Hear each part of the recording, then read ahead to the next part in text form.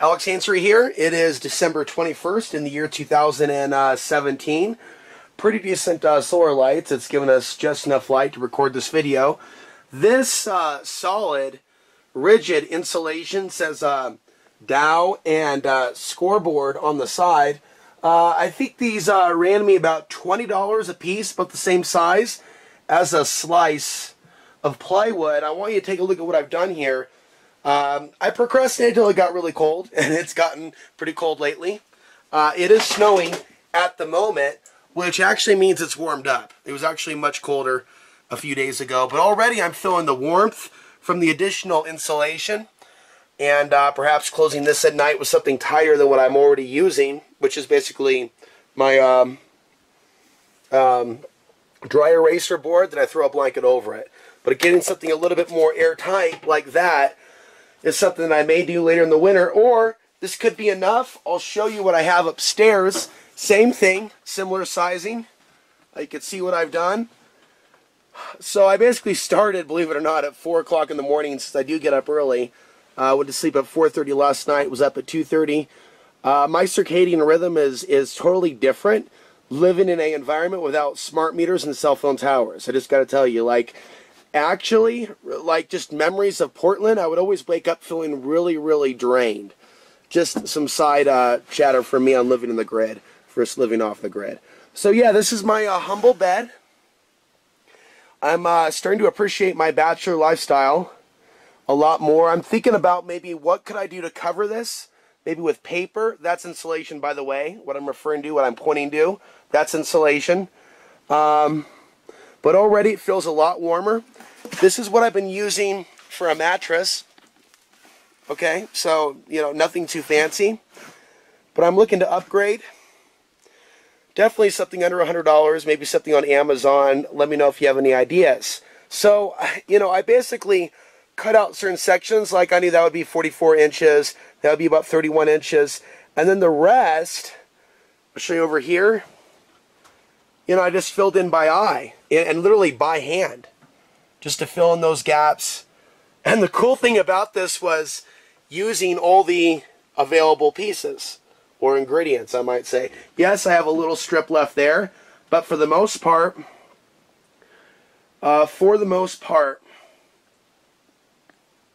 everything's been used. And I'm real happy with it.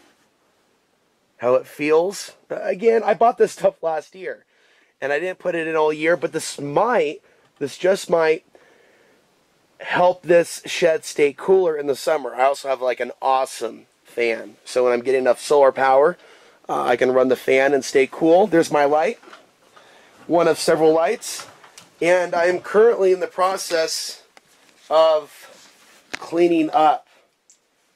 So that's all for now. This is the first major snow. Oh yeah, it's coming down now. I'm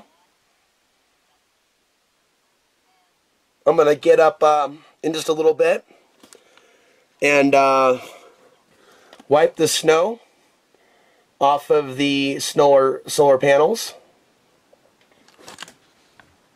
So yeah, hopefully this gave people some ideas on various forms of insulation.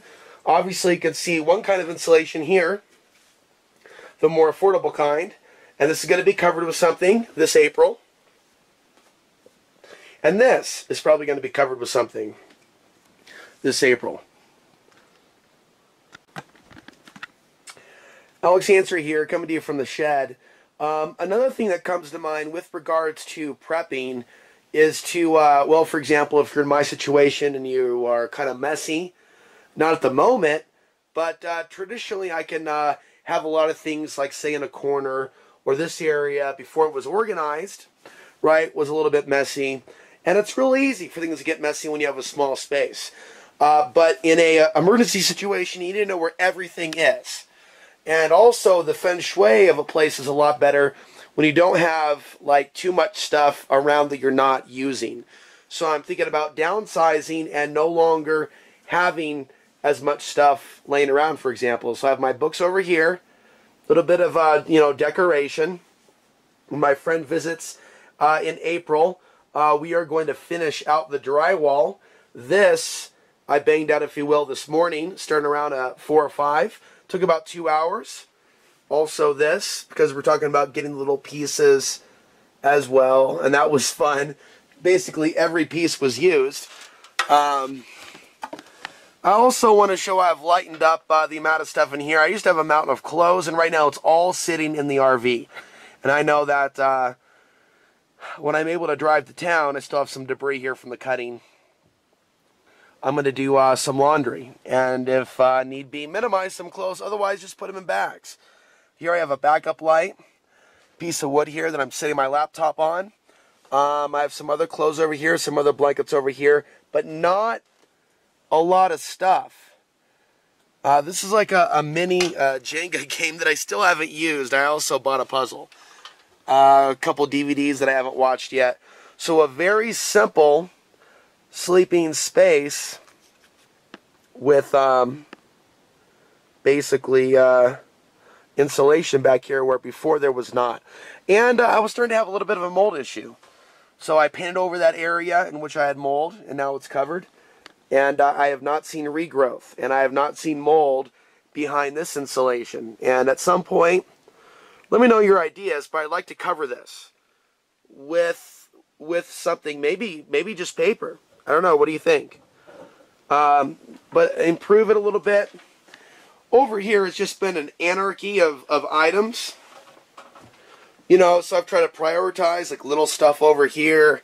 You know, just a little bit of a black pen. You know, a can opener. A fork, $1 for good luck. A habanero pepper hiding back over here. Just random stuff. Tape. Q-tips. Flashlight. Candles. Notebook. You know, sunglass holder. Stickets. Simple. Some journals here. I might be putting those away since I'm not really using those. I'm trying to minimize the stuff in my immediate environment. So as the new year comes around and you're looking for, you know, new things to start doing. It's a tuning fork, by the way, that was sent by a friend as a gift. Okay.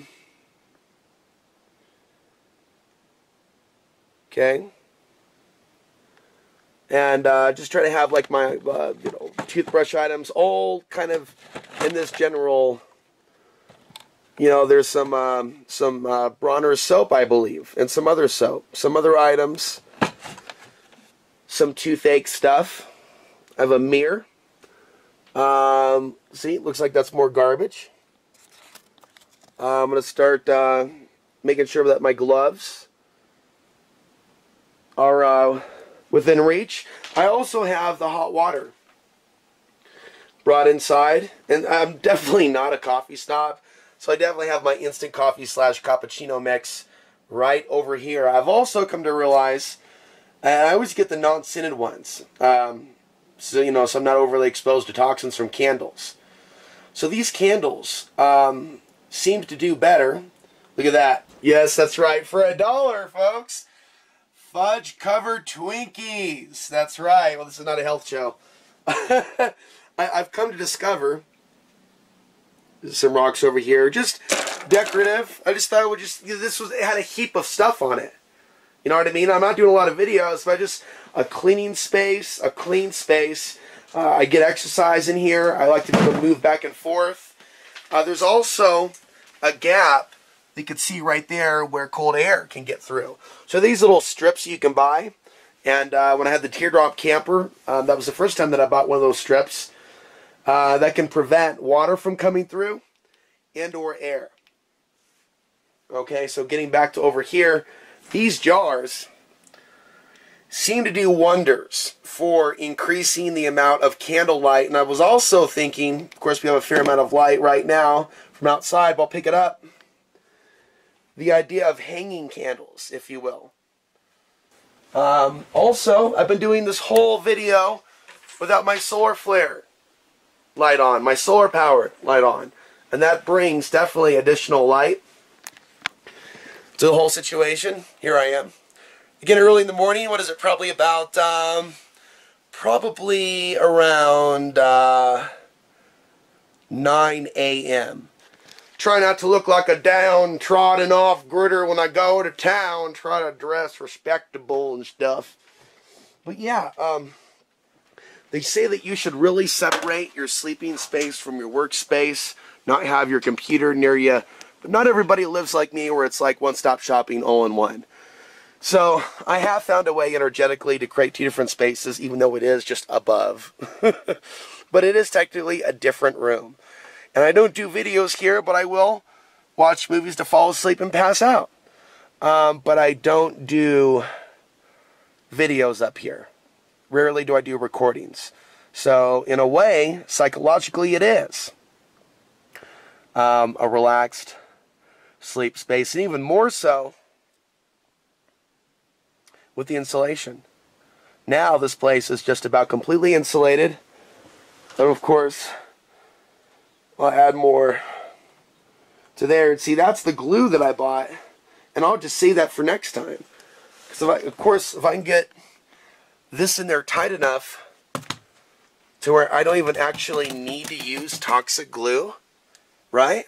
I'll just do it the more natural way. So Alex Answer here, signing off.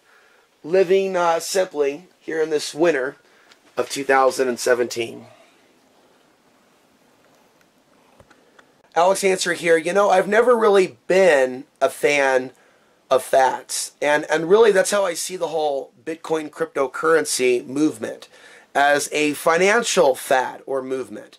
And it's not so much being pro-dollar. Actually, it's caused me to rethink silver. Now, I was investing in silver a few years ago, not so much rethinking, but more or less getting back into silver. And I want to tell you why. You see, this rush, this mad dash to Bitcoin, a lot of us believe could lead to a particular outcome. And that particular outcome could lead to people scrambling to rush back into silver. Now, for me, silver was a really good investment in the sense that I invested, and when I cashed out, there was definitely a loss of about 30%. But had that remained in dollars, I may have spent it.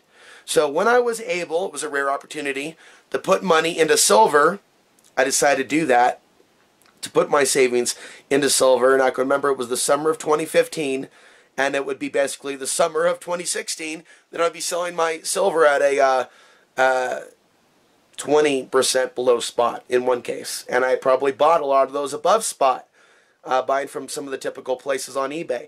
I'm going to do things a little bit more differently. I'm actually going to visit the local silver dealer in town, pawn shop, where he will buy the silver 10% below spot. So he gives a better deal than one person that I went to in Alamosa. As far as selling the silver back quickly, but I'm going to see how much his silver is, how much he's selling above spot for the moment with regards to how much silver is. Because I wonder if silver has dipped down. And I'm going to guess that it has. I haven't heard a lot about silver. I've heard a lot about Bitcoin. So, of course, my mind is thinking, okay, with all this focus on Bitcoin, this might be a good time to get in on silver. Also, think about if Bitcoin is being used for economic warfare to kill the dollar, or just because of some other reason, because it's not by accident that it's growing so fast, and don't tell me that it is. And don't tell me that the mainstream media is demonizing Bitcoin when it's not. So I'm very suspicious of the whole thing. I don't think we should get political. Don't think like I'm for the dollar or something else or against you if you're for Bitcoin and I'm not into Bitcoin. I don't like that type of religious type of zeal. And I typically get people away from me as soon as possible when I see they're like, oh, Bitcoin, oh, like if you want to really give me a Bitcoin, find a way to create a wallet and throw me a Bitcoin with a wallet to go with it. Kind of like, you know, fries with your burger type thing. I shouldn't have to give up my bank account to get a Bitcoin wallet. I shouldn't have to go through Coinbase. Now, if I had close friends into cryptocurrency, I'd already been on board years ago. I've never had to see cryptocurrency people come around and criticize me if I don't like their brand of soda. But they're obviously Johnny-come-latelys or people that just comment on videos that they're very passionate about defending Bitcoin. But if that's the case and they really support my work, well, they can find a way to share the profits if they want to. Don't be mad at me just because I don't have a cryptocurrency wallet. Don't be mad at me because I have my own views and I have my own favorite flavor of soda. Seriously. Energy is energy. And I believe that my ultimate investment is in the message that I'm spreading. I also believe, having had a few friends that were into Bitcoin in the past, how it changed them. And how even my views on Bitcoin, it could be viewed as like an attack on somebody. That's not cool at all, guys. Get it together. Pull your pants up. Somebody going, no, man, this is a scam is not an attack on you. Somebody saying, no, I don't like that political person, isn't an attack on you. Even me criticizing Alex Jones. Well, if somebody wants to take that as an attack, I would take the criticism constructively. Or in whatever way they can. If I'm describing his fan base as cult-like. But I'm already bringing up side topics and other issues. But you see where I'm going with that.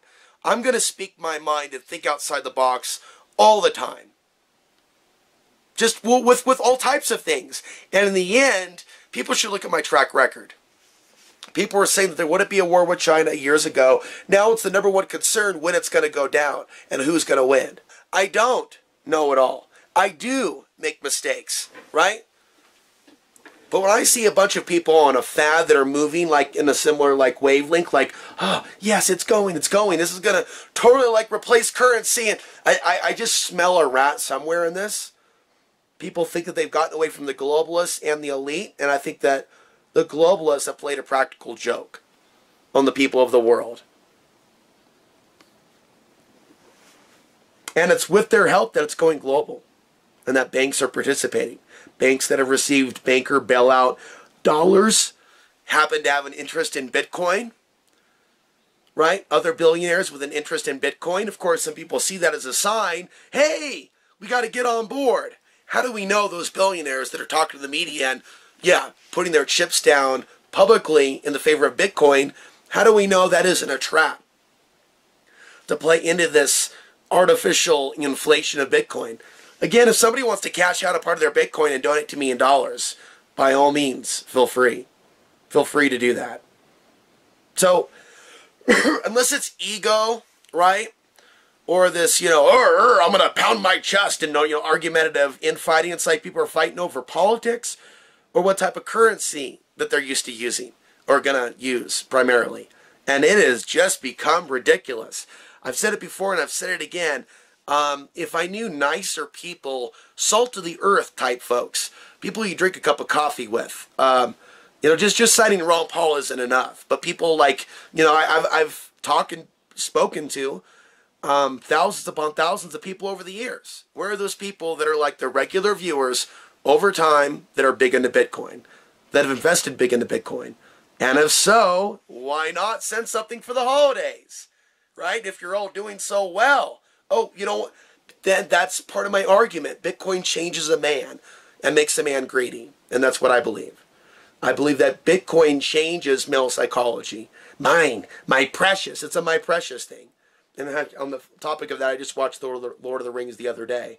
And I think some people are letting this go to their head like, whoa, we might be the new rulers of the world. Oh my God, just like a sea of collapsed governments and dollars and currencies. And only those with Bitcoin, like, no, that's not right at all. That sounds pretty messed up. So let me go back to where I started. This is making me think about investing again, but not in Bitcoin.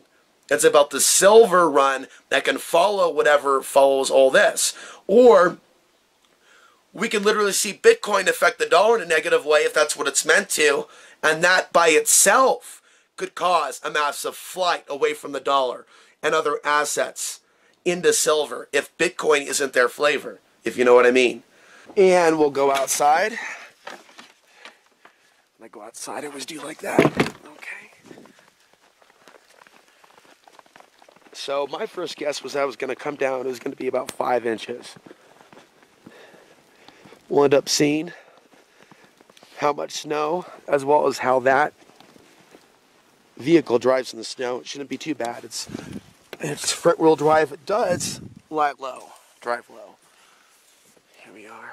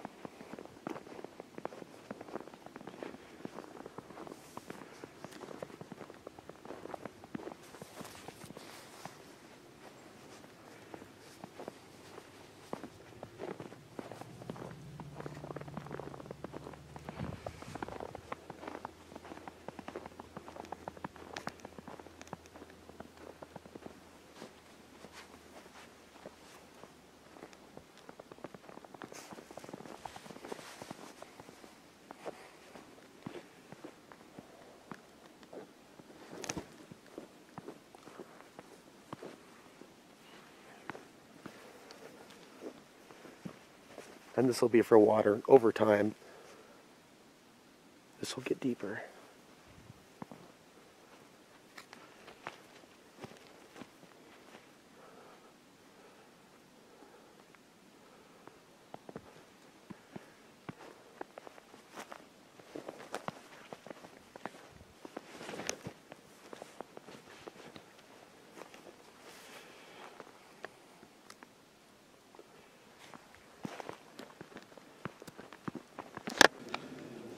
Okay, so it's about 10 o'clock, and I guessed that it would be about 5 inches, so we're going to see how accurate I was. According to this, we're currently, we're about at 4 1/4, and it's still snowing.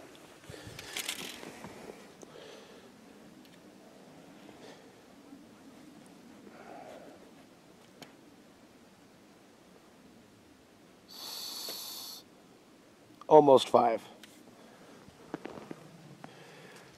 So it's been snowing for about 5 hours.